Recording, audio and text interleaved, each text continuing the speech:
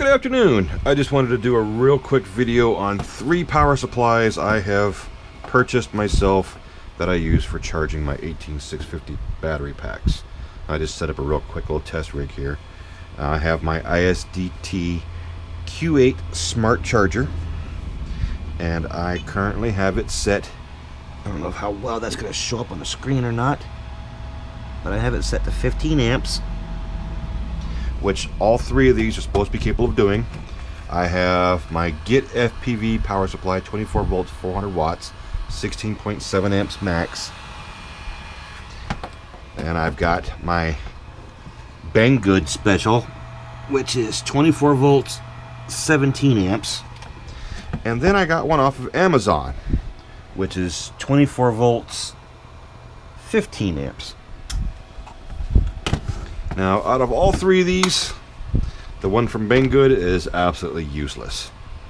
So, turn this on, hit start,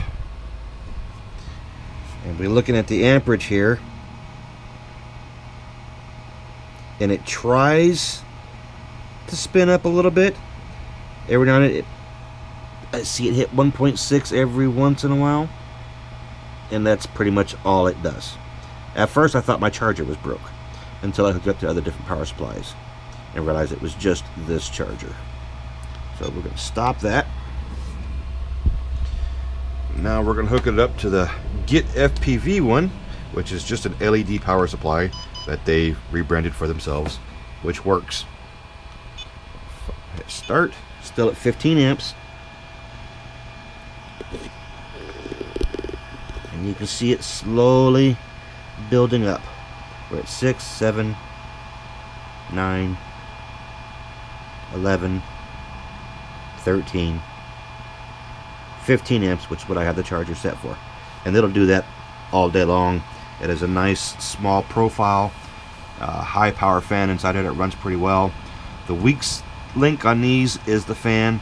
They don't last but maybe 5-6 months. Then you got to replace that fan. So we'll stop this one on that one. And now we'll go over to the Amazon power supply.